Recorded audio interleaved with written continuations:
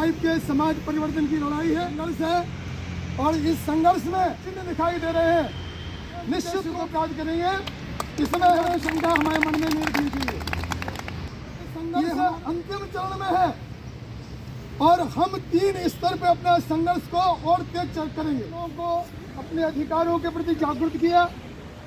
ये माननीय कमांडर साहब को है, माननीय कमांडर साहब तो नेवी से रिटायर्ड कमांडर है, लेकिन एक सोशल काम करके हम आपकी सबकी सेवा के लिए माननीय कमांडर साहब जुड़े हुए हैं। हम उनके प्रति शत नमन करते हैं, कृतज्ञता व्यक्त करते हैं। जोरदार तालियों के साथ हम उनका स्वागत भी करते हैं। माननीय प्रधान, ये छोटा मोटा संघर्ष नहीं है, ये ईपीएस है प्रचारात्मक कार्यक्रम। ध्यान सुनने वाली बात को, हमको प्रचारात्मक कार्यक्रम करना है कि हमारी सुनने वाली बात को। अभी तक केवल हम इसमें शामिल थे, अब आज यहाँ से हम संकल्प लेके जाएंगे कि हमारे परिवार के साथ के लोगों को इसमें जोड़ेंगे, हमारे मित्रों को जोड़ेंगे और समाज को भी इसमें हम जोड़ने की पूरी कोशिश करेंगे। तो पहली बात, ये हमारा प्रचारात्मक कार्यक्रम है, ये चालू रहेगा। इसी के साथ में रचनात्मक कार्यक्रम भी चालू रहेगा, जिसको हम कहते हैं क्रिएटिव प्रोग्राम, वो भी चालू रहेगा। कुछ हमारे, अब हमने देखा, हम आप तो हमारे परिवार के बताने में कोई मतलब जो है कोई जो कोई हमको छुपाना नहीं चाहिए। आज 550 जिलों में हमारा संगठन तैयार है, लेकिन जो बचे हुए जिले हैं उनको भी हम इसी पीरियड में कवर करेंगे। पूरे भारत वर्ष से 760 750 जिलों सबको जोड़ने की कोशिश करेंगे। प्रचारात्मक कार्यक्रम हमारा शुरू रहेगा। और तीसरी एक और बात कि हमारा जो संघर्षात्मक कार्यक्रम है उसको भी हम जारी रखेंगे। संघर्ष भी हमको करना है। ये तीनों कार्यक्रम जो है शुरू करने का, साथ साथ चलाने का, हमको यहाँ से हमको यहाँ से संकल्प लेके जाना है। दूसरी बात कि संकल्प कभी किसी के अधूरे नहीं रहते हैं और वायदे कभी किसी के पूरे नहीं होते हैं। ध्यान सुनो वाली बात को, सरकार हमें वायदा दे रही है, लेकिन हमारा संकल्प है कि हम हमारे संकल्प को पूरा करके ही रहेंगे। इसके लिए हमें कोई भी बलिदान देना पड़े तो उसके लिए हमारी सबकी तैयारी होनी चाहिए। और जो हमारे वृद्ध पेंशनर्स हैं, देखिए हम आपको स्पष्ट कर दें, जो हमारे वृद्ध पेंशनर्स भाई हैं, जो चल नहीं सकते हैं, जो पलंग पे पड़े हुए हैं, उन सब के लिए हम लड़ाई लड़ रहे हैं। हम सभी जो है दिल्ली के भाइयों को, विशेष करके हमारे बहुगुणा जी को, ये सिराना जी को, पूरी टीम को, आप सब दिल्ली के भाई आधा घंटे कॉल के ऊपर आ गए। हमको तो लगा कि बताइए, हमने कमांडर साहब से कहा सर थोड़ा समय दीजिए, उन्होंने कहा नहीं आज हम कोशिश करेंगे। आधा घंटे पहले कमांडर साहब ने फ़ोन किया और आप सब लोग जो है आधा घंटे के टाइम में इतने कम समय में आ गए। आप सब बधाई के पात्र हैं। हम सबके प्रति एक बार फिर कृतज्ञता पूछते हैं कि भाई आपका पैसा कितना जमा है।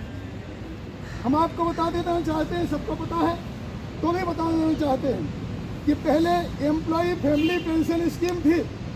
इस स्कीम में 1.16 हमारा डिडक्शन कटता था। कितनी सरकार डालती थी, कितना ही मालक डालता था, और ये सबका सब जो है employ pension family pension scheme में चले जाता था। जब 1995 में स्कीम बनी तो वो पूरा का पूरा पैसा इस स्कीम में डाइवर्ट हो गया। अब उस समय कितने रुपए कटते होंगे? अगर 35 रुपये उस समय कटे होंगे तो उसका अगर सोने के भाव से मूल्यांकन किया जाए तो कितना होना चाहिए? तो लोग कहते भाई हमारे तो पैसा कटे नहीं है, बहुत कम कटा हुआ है। लेकिन 1978 में हमने जो पैसा हमारा कटवाया है एम्प्लॉय फैमिली पेंशन स्कीम में, उसकी आज की कीमत कितनी है?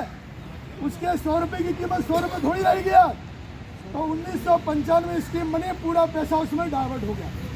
इसके बाद में सरकार के नियमों के अधीन हम सब ने 417 रुपये, 541, 1250 रुपये पेंशन फंड में जमा कराई। इसका मूल्यांकन जो कमांडर साहब कहते हैं वो कम से कम 15 से 20 लाख रुपए है ही। और 2008 में अब तो सबको पता है कि पूंजी का वापसी का प्रावधान सरकार ने खत्म कर दिया था। उसकी ना हमें पूंजी की वापसी मिलती है, ना उसके ऊपर कोई ब्याज मिलता है और ना महंगाई होता है। अब इतना जो है सरकार कहती है कि हम प्रगति कर रहे हैं, हमारा राष्ट्र प्रगति कर रहा है, लेकिन यह बात निश्चित रूप से है कि ये पेंशन के मामले में A to Z काम किया होगा, लेकिन पेंशन के मामले में P for पेंशन, इसमें हमारा EPS पेंशनर्स का शोषण हुआ है, इसमें किसी प्रकार की हमारी अधोगति हुई है, इसमें किसी प्रकार ने कोई मदद करने की कोशिश नहीं की। माननीय प्रधानमंत्री जी ने करुणा के भाव से 1000 रुपये हमारी पेंशन कर दी, लोग बहुत खुश हुए, लेकिन जो मुनीम जी बैठा हुआ है EPFO, उसने तुरंत कैंची चला दी। और कैंची क्या चलाई कि जो 12 महीने के एवरेज पे हमें पेंशन मिलती थी उसको 60 महीने का एवरेज कर दिया, तो हमारी पेंशन 30 से 40% कम हो गई। तो हमको क्या फायदा मिला भाई? और आज भी करीब 36 से 37 लाख मिल रही है। जो हमने अनुभव किया, जो हमने देखा कि EPFO, हम आपको वास्तविक बात बताना चाहते हैं, EPFO मोदी सरकार की प्रशंसक नहीं है। मोदी सरकार जी से अच्छे काम नहीं करवाना चाहती है वो। यही चाहे आप जो है सुप्रीम कोर्ट का डिसीजन का देख लीजिए। सुप्रीम कोर्ट का पहले इस स्कीम में प्रावधान था कि उच्च पेंशन सबको दी जाएगी, जो अगर उच्च हायर एक्चुअल सैलरी के ऊपर अगर अपना डिडक्शन कराए तो उसको एक्चुअल उच्च पेंशन मिलेगी। लेकिन जो है पेंशन नहीं दी जा रही थी, लोग बेचारे कोर्ट में जाते रहे और लोग जीतते रहे, EPFO उनको पेंशन देता रहा। 4/10/2016 का जजमेंट आया, उन्होंने कहा कि सबको देना चाहिए। देखिए ध्यान सुनने वाली बात को, एक बहुत महत्वपूर्ण मुद्दा है। और मुझे याद है कि 23/5/2017 को श्रम मंत्री जी ने संसद में कहा था कि सुप्रीम कोर्ट के निर्णय के हिसाब से हम उच्च पेंशन आपको सबको देंगे। 23/3/2017 को सर्कुलर निकला, लेकिन ध्यान सुनिए, इसके बाद में सर्कुलर एक बड़े अधिकारी ने निकाला EPFO के, लेकिन एक नालायक अधिकारी ने, असंवेदनशील अधिकारी ने, उसने क्या किया, 31/5/2017 की इंटीरियम एडवाइजरी निकाल दी और उसके ऊपर रोक लगा दी। और रोक लगाने के बाद में फिर ये मामला उलझ गया, फिर बेचारे फिर कोर्ट में चले गए, लोग कोर्ट में फिर चले गए। लेकिन जो भाई हमारे कोर्ट में गए थे उनके पास में उतने अच्छे वकील नहीं थे, और वहाँ बहुत लंबी लाइन बड़े बड़े वकीलों की खड़ी कर दी। और तर्क और तथ्य और प्रमाण के अनुसार हमारे जो भाई थे उनके वकील तर्क करने में कहीं कुछ कम गिर गए। और 4/11/2022 का फिर जो है जजमेंट आया, उसमें कुछ चीज़ें कही गई, लेकिन जो उसमें हमारे ऊपर फिर अन्याय हुआ है। 4/10/2016 के जजमेंट के अनुसार ही निर्णय होना चाहिए था, लेकिन अब EPFO उसका मिस इंटरप्रिटेशन कर रहा है, इसलिए जो है वो मामला भी अधर में लटका हुआ है। हायर पेंशन अभी तक किसी को नहीं मिली है, ये बड़े दुख की बात है। तो वो भी हमारे लिए मुद्दा है कि 7,500 प्लस DA हमको मिलना चाहिए। 7,500 क्यों मिलना चाहिए?